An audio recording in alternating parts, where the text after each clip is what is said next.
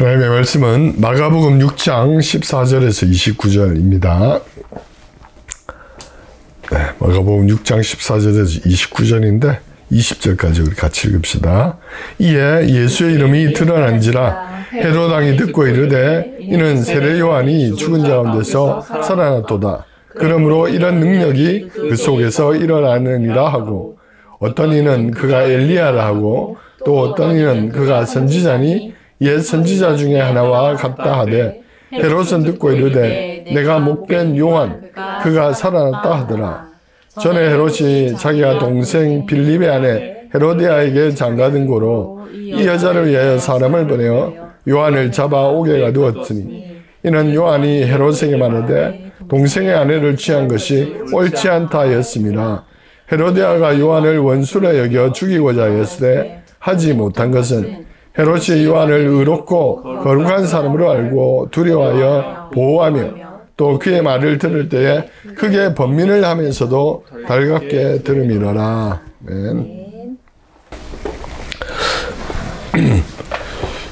지난 6개월 동안 대한민국의 수많은 국민들이 사실은 불면의 마음들을 많이 보내야 했죠.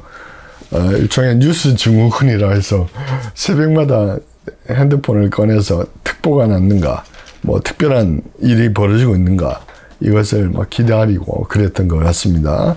지난해 12월 3일 정말 뭐 페이크 뉴스, 가짜 뉴스라고 할 정도의 계엄 선포, 그 밤에 긴장감, 그죠? 그리고 국민들이 너도 나도 할 것 없이 여의도로 뛰어나와서 민주적으로 시위했고, 또 그 결과 우리 전직 대통령이 탄핵이 이어졌고, 또 이제 새로운 대통령 선출을 위한 선거가 이루어졌고, 마침내 6월 3일 결과가 나왔고, 지난주죠. 6월 4일 21대 대통령이 세워졌습니다.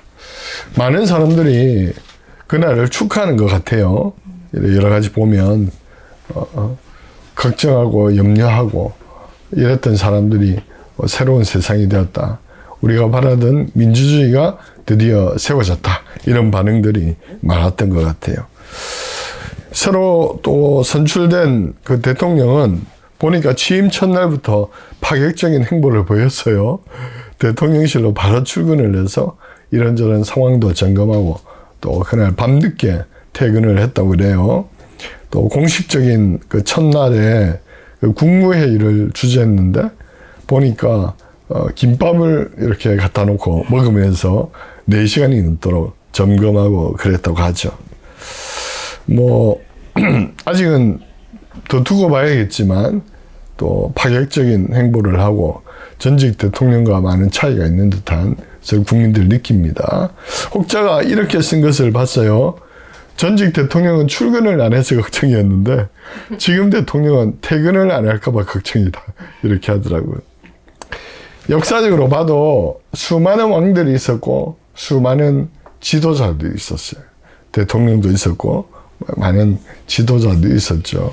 우리 조선 역사를 봐도 왕들이 많았지만 어떤 왕, 이를테면 세종대왕 같은 사람은 거의 일 중독에 가깝도록 늘 백성을 염두에 두고, 그죠? 가뭄이 들면 백성이 제대로 먹을 게 있을까? 또 백성들이 글을 몰라 읽을 수 없으니까 백성들이 알 수 있는 글을 만들어야 되겠다. 그렇게 하고 또 농사를 원활하게 짓기 위해서는 일기나 하늘에 뭐 돌아가는 전체나 이런 걸 알아야 되니까 치국이 뭐 이런 거죠. 해시계 이런 걸 또 만들려고 그러고. 다 백성들이 잘 먹게 하기 위해서 한 거란 말이에요. 이렇게 노심초사 얼마나 열심히 했으면 그 세종대왕의 뭐 관절 뭐 이런 게 많이 상했다고 하죠. 하도 앉아 있어가지고. 근데 반면에 연산군 이름 난 건 어때요? 왕을 인정도 못 받았죠. 늘 권력에 취해가지고 사람들 공포에 떨게 했고 자기 마음에 안 들면 즉석에서 막 죽이기도 하고 귀양 보내고. 그래서 많은 사람들이 언제쯤 좋은 날이 올까? 백성 전체가 공포에 떨고 살았던 그런 역사도 있죠. 뭐 영국 같은 경우에도 마찬가지예요. 우리가 흔히 그 옛날에 요즘은 많이 바뀌었지만 강아지를 늘 메리 있잖아. 메리. 그 메리가 어디서 왔냐면은 영국이 실제 메리 여왕의 이름이었어요. 피의 여왕이라 불렸죠. 성 바르톨로무의 날에 그 개신교도들 거짓말해가지고 성에 가둬놓고 대학살을 저질렀던. 그래서 별명이 블러드 메리, 피의 메리였어요. 그때부터 사람들이 대놓고 욕을 못하니까 막 돌아다니는 강아지에게 메리, 메리 이렇게 조롱을 했다고 하죠. 반면에 그 메리 여왕이 죽고 난 다음에 엘리자베스가 여왕이 됐는데, 엘리자베스는 또 영국의 대부흥기를 이끄는 그런 또 업적들을 많이 남겼죠. 이렇게 우리는 역사를 통해서 좋은 왕과 나쁜 왕, 권력에 취해 있던 왕과 권력을 이용해서 백성을 풍요롭게 했던 왕을 볼 수가 있어요. 자, 마가복음은 1장 1절이 이렇게 시작했다고 했죠. 하나님의 아들 예수 그리스도의 복음의 시작이다. 중요한 선언이에요. 예수님이 하나님의 아들이고 예수님이 하셨던 말과 행동이 복음이다 이거예요. 그리고 그분이 복음을 전하셨다면 그분은 진짜 왕이다 이런 뜻이에요. 그래서 마가복음의 핵심은 여전히 로마의 제국이 있었고 로마의 황제가 있었고 로마의 황제들도 기쁜 소식이야 이러면서 복음을 전했어요. 뭐 전쟁에서 승리했다 또는 새로운 황제가 등극했다 이러면서 로마의 그 뭐라고 할까 말을 탄 전령들이 도시마다 다니면서 유앙겔리온이야 새로운 좋은 소식이 있어 전했어요. 근데 마가는 그건 진짜 복음이 아니라는 거예요. 진짜 복음은 예수님이 하신 일 그리고 예수님이 하나님의 아들이야. 그리고 그분이 하신 좋은 일들 귀신을 쫓아내고 병자를 고치고 또 외로웠고 가난했던 사람들을 먹여주고 이렇게 한 것이 진짜 복음이고 그것이 이루어지는 것이 하나님의 역사 하나님의 나라가 선포되는 거야.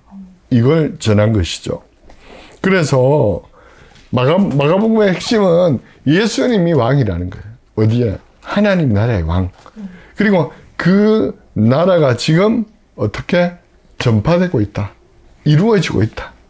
비록 로마라는 공식적으로 로마 제국이지만 그 로마 제국 안에서 비공식적이지만 하나님의 통치와 하나님 나라의 좋은 일들이 어떻게 펼쳐나가고 있다. 이걸 마가복음이 전해주고 있는 것이죠. 자, 그래서 복음은 예수님이 하신 좋은 일, 그죠?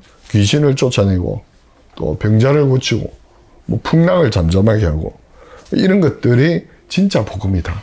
그리고 그것이 말로만 된 게 아니고 예수님이 하신 말씀은 실제 이루어지고 있었단 말이에요. 실제로 고쳐지고, 그죠? 실제로 귀신이 도망가고. 그러니까 이런 일들이 어디 갈릴리 지역, 가버나움 일대에 퍼져나가고 있었죠. 자, 그러자 이런 예수님에 대한 소식이 급기야 어디에 들렸다는 거예요? 헤롯의 귀에 들렸다.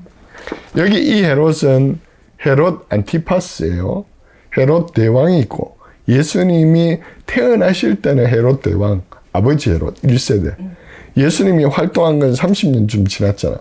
헤롯 대왕은 죽고 그 아들들이 이제 분할해서 통치하고 있었죠. 갈릴리 지역은 헤롯 안티파스, 또 이두메 지역은 헤롯 빌립, 조금 밑에 유다 지역은 헤롯 아켈라오. 근데 헤롯 아켈라오는 일찍 왕위를 빼앗겼어요. 그리고 로마의 볼모로 잡혀가고 막 그랬어요. 그리고 이제 총독 직할자가 된 거죠. 빌라도가 총독으로 와서 하여튼 그런 역사들이 있었는데 어쨌든 갈릴리 지역에 예수님에 대한 소식이 막 이제 퍼져나가요. 와, 나사렛 예수라는 사람이 있는데 분이 있는데 그분이 귀신도 쫓아내고 병자도 고치고 기적을 해가더라. 이러니까 드디어 왕궁에 이 소식이 전해졌다. 자, 그런데 헤롯이 이 소문을 듣고는 뭐라고 반응했냐면은 세례 요한이 죽은 자 가운데서 살아났다. 그래서 이런 능력이 그 속에서 일어난다. 이렇게 반응했어요.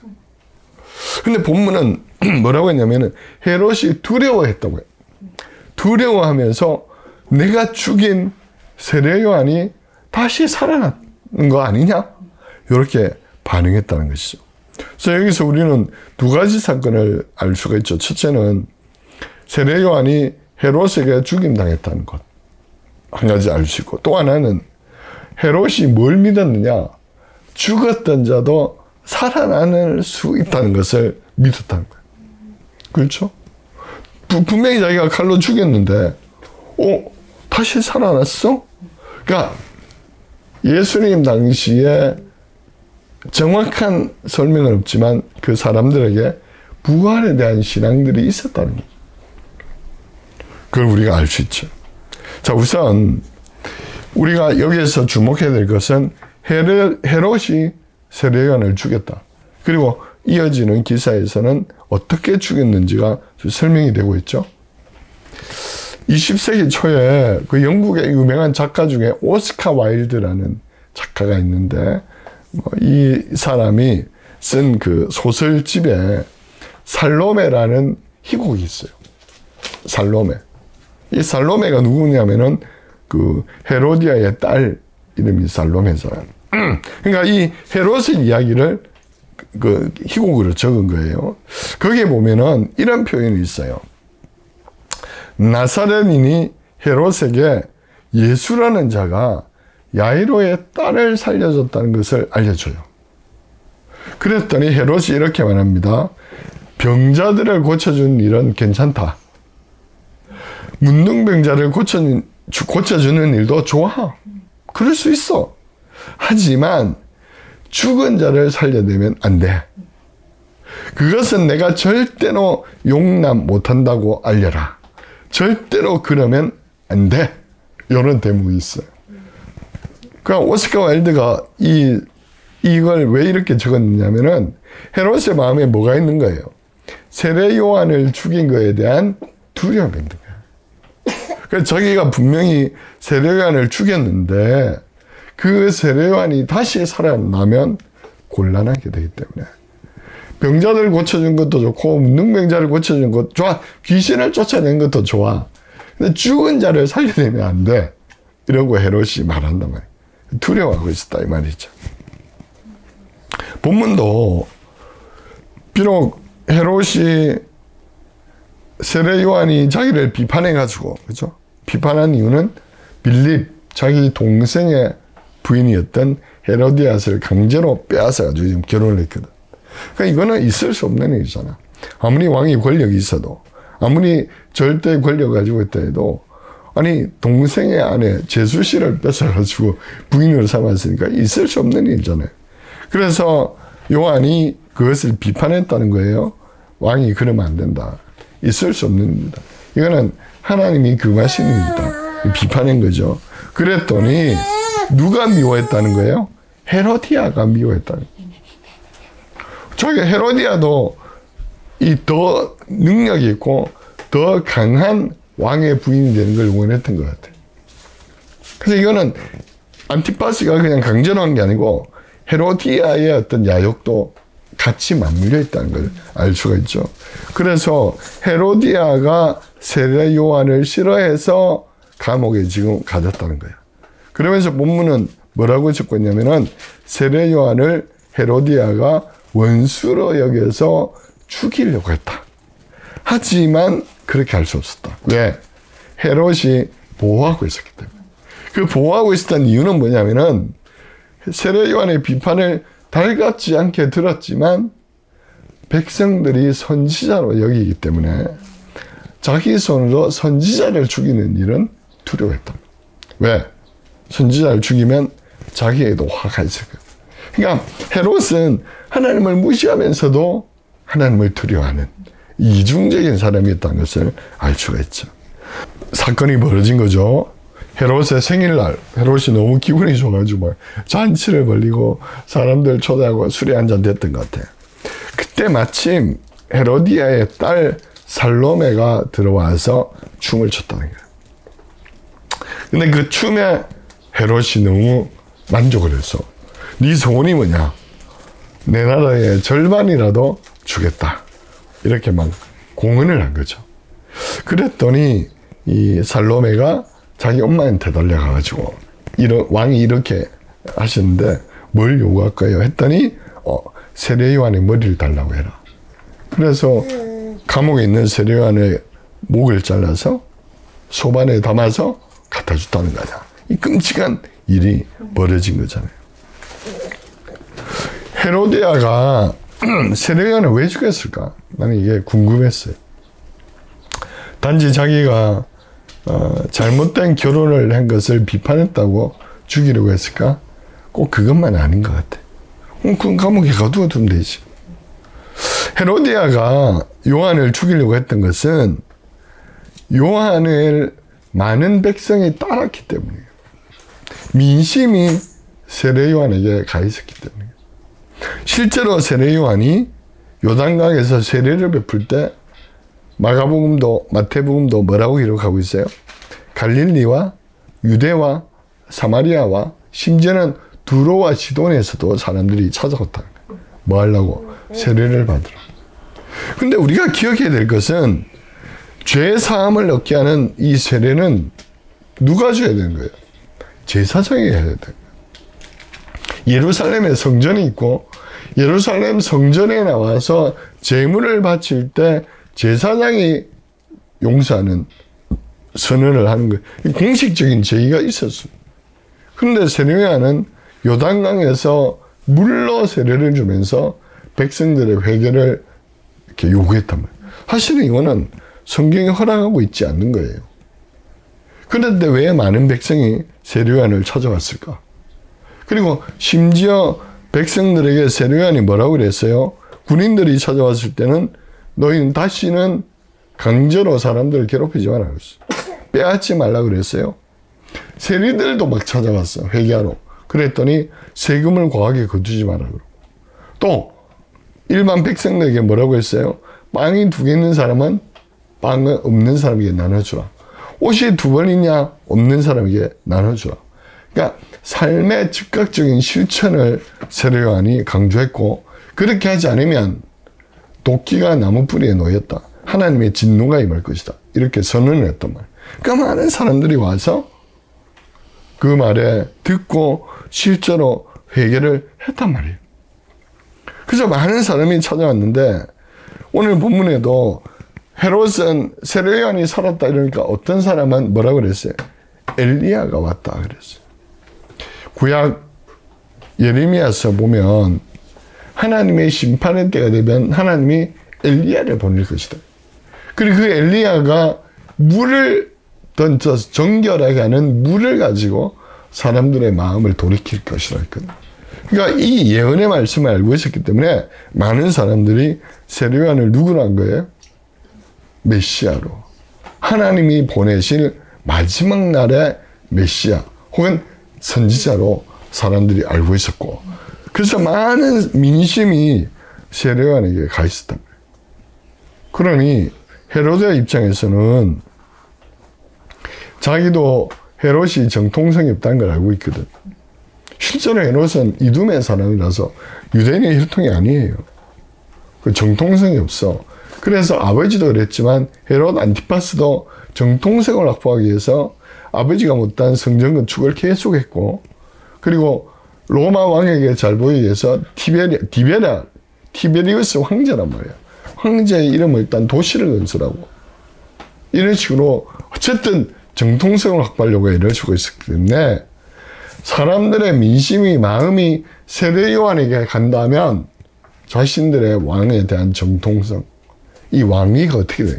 불안하게 됩시다. 그래서 그 씨를 잘라야 된다고 헤로디아가 생각한 거예요. 그래서 죽인 거예요. 죽은 자는 절대로 메시아일 수 없기 때문에. 그래서 헤롯은 예수님이 막 세례를 줬다는 거야. 그리고 병자도 고쳐줬다는 거야. 또 많은 사람들이 막 따르고 있다는 거예요. 이러니까 내가 목벤 세례 요한이 돌아왔다 하면서 두려움에 사로잡혔다. 셰익스피어가 그 4대 비극을 적었잖아요. 셰익스피어가 리어 왕, 또 햄릿, 오셀로 맥베스, 이 4대 비극이잖아요. 그 중에 맥베스라는 곡을 보면, 원래 맥베스는 장군이었단 말이야. 스코틀랜드하고 전쟁을 해가지고 많은 공을 세우고 돌아오는데, 돌아오는 길에 뭐라고 할까, 마녀를 만났죠. 마녀. 예언을 하는 그 마녀들이 네가 왕이 될 것이다. 그러니까 거기에 막 경도돼가지고 결국은 돌아와서 왕을 죽이고 제거하고 신하를 제거하고 자기가 왕이 되죠. 그리고 그 부인도, 맥베스의 부인도 막 부축해가지고 당신은 진짜 왕이다. 뭐 못할 게 뭐냐. 그러면서 계속 이제 정적을 제거해 나가는 이런 얘기가 맥베스예요, 사실은. 자, 그런데 셰익스피어는 이 맥베스 이야기를 계속 적어 나오면서 중점을 둔 게 뭐냐면은 맥베스가 늘 불안에 시달렸다. 악몽을 꾸고 잠도 못 자고 불안해하고. 왜? 자기가 한 행동이 있으니까. 그러니까 권력을 잡아도 정당하게 잡은 게 아니니까 늘 불안하고 걱정되고, 또 누가 나를 죽이지 않을까. 왜? 자기가 왕을 제거하고 왕이 됐으니까. 이런 것에 시달리고 살았다는 거예요. 죄가 있는 사람은 늘 죄책에 사로잡혀서 사는 거예요. 그러니까 미국 사람들도 마찬가지인데, 이건 뭐 다른 이야기인데, 미국 SF 영화 외계인들이 막 침공하고 한 영화 보면은 미국 사람들이 만든 대부분의 SF 그 과학 영화에 보면 외계인들은 다 어떤 존재예요? 침략하고 빼앗아가고 파괴하고 막 죽이고 막 괴물 갖고 다 그래요. 그죠? 왜 그런 식으로 영화를 만드느냐. 칼 세이건이 코스모스에서 분석을 했죠. 자기들이 몇백 년 전에 아메리카 대륙에 칼과 총으로 무력으로 들어와서 인디언들 무자비하게 죽이고 쫓아내고 차지했으니까. 그 트라우마에 미국 사람들은 기본적으로 시달리고 있는 거예요. 누가 우리가 했던 것처럼 우리 본토를 공격하지 않을까. 그래서 늘 그들이 그린 소설이나 영화에는 늘 공격하는 사람들이 있어요. 그럼 그걸 또 물리쳐내고. 그리고 막 MD 체계, 미사일 디펜스죠.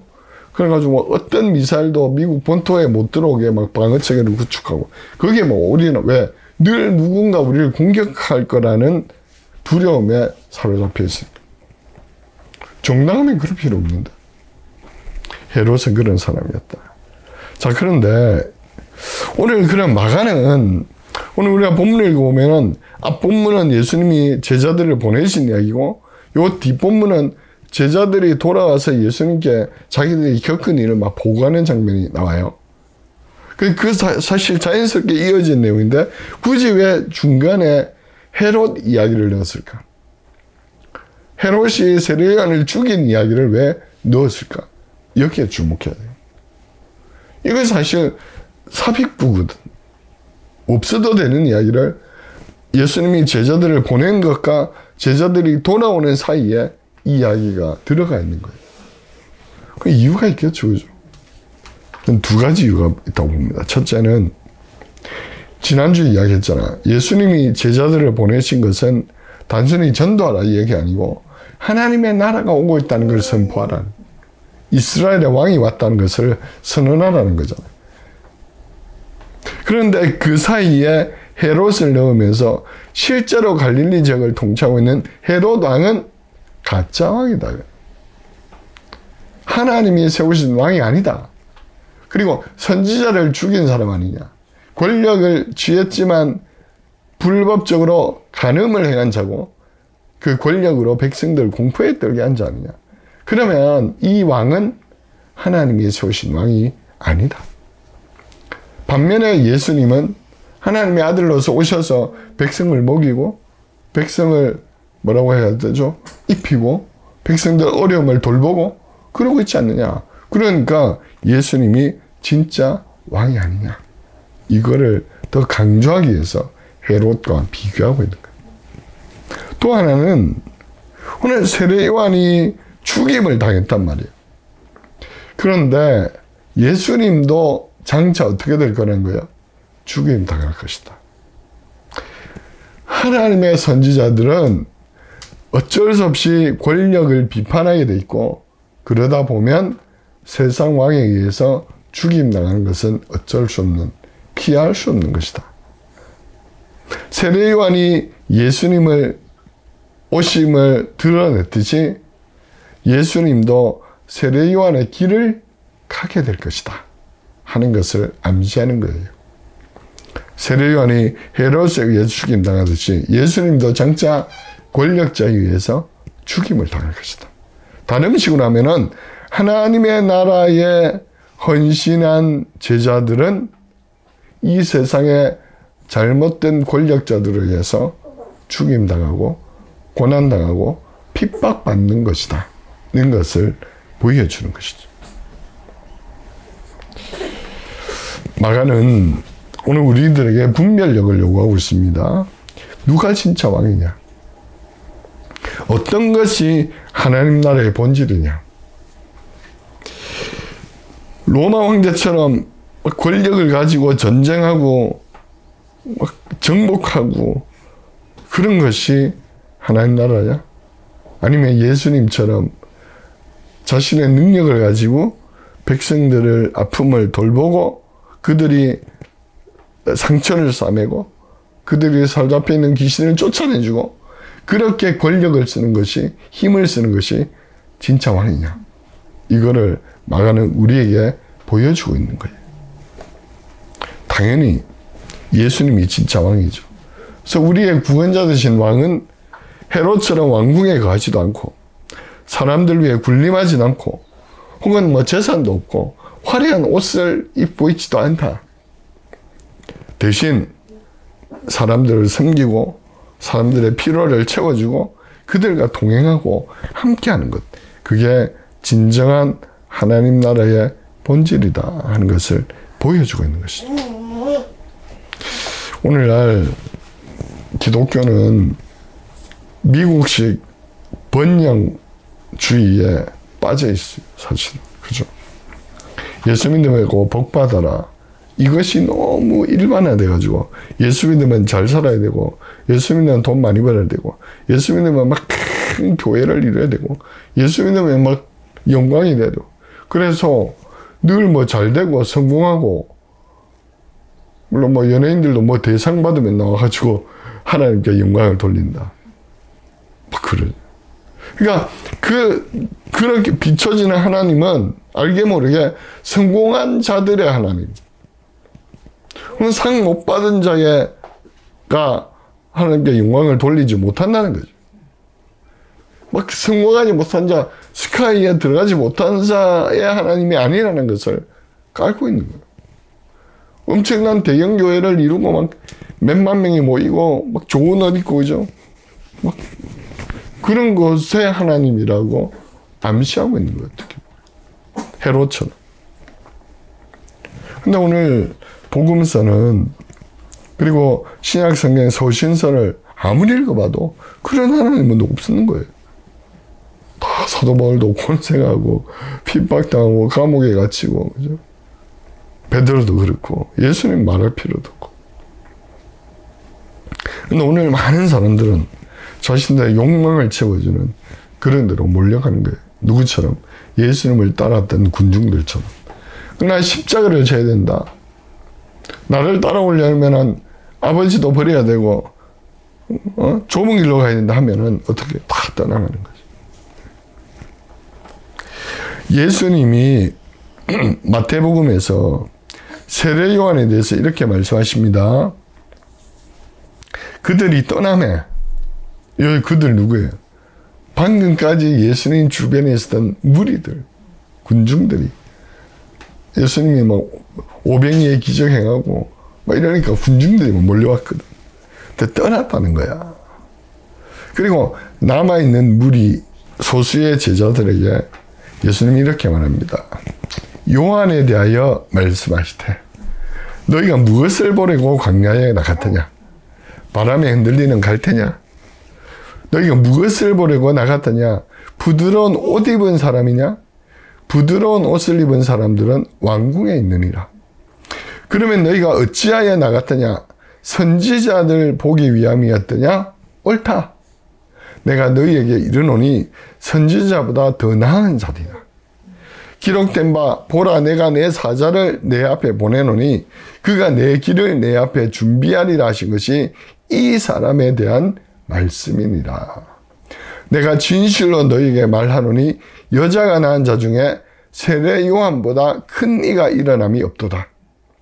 그러나 천국에서는 극히 작은 자라도 그보다 크니라. 세례 요한의 때부터 지금까지 천국은 침노를 당하노니 침노하는 자는 빼앗느니라. 이렇게 말했습니다. 무리가 떠나고 소수의 제자들 남았을 때 세례 요한을 칭찬하셨어요. 그리고 너희는 천국을 소유한 자인데 세례 요한보다 그 천국은 더 큰 게 인정받을 것이다. 분명히 선언하는 거예요. 자, 말씀을 맺습니다. 오늘 본문은 중요한 삽입된 구절이죠. 예수님이 제자들을 보내가지고 하나님 나라 선포했던 걸 보낸 복음을 전한 것과 제자들이 돌아오는 사이에 헤롯의 이야기를 추가했어요. 그 이유는 헤롯은 진짜 왕이 아니다. 너희가 헤롯의 길을 따르면 안 된다는 것이죠. 대신 핍박받고 고난받아도 세례 요한의 길을 가야 되고 나의 길을 가야 되고 그게 하나님 나라의 본질이라는 것을 우리에게 말해주고 있는 거예요. 오늘날도 우리가 언젠가는 주님 앞에 설 텐데 어떻게 평가받을 것이냐. 주님, 내가 돈 많이 벌었습니다. 주님, 내가 유병인사가 됐습니다. 주님, 내가 몇만 명 모이는 교회를 했습니다. 뭐 그런 걸로 할 거냐? 아니겠죠. 주님, 비록 내가 힘들고 어렵게 살았을지라도 우리 주님처럼 불쌍한 사람 도와줬습니다. 옷 없는 자 옷 입혀줬습니다. 배고픈 자 먹였습니다. 주님 주신 물질로 선한 일에 잘 썼습니다. 그리고 주님처럼 십자가 지고 한 걸음 한 걸음 열심히 걸었습니다. 그렇게 우리가 말할 수 있어야 되겠죠. 그때 우리 주님이 우리 눈에 눈물을 닦아주시고 착하고 충성된 종아, 네가 적은 일에 충성했으니 많은 일에 참여하라는 그런 은혜를 받는 저와 여러분들 수 있기를 축복합니다.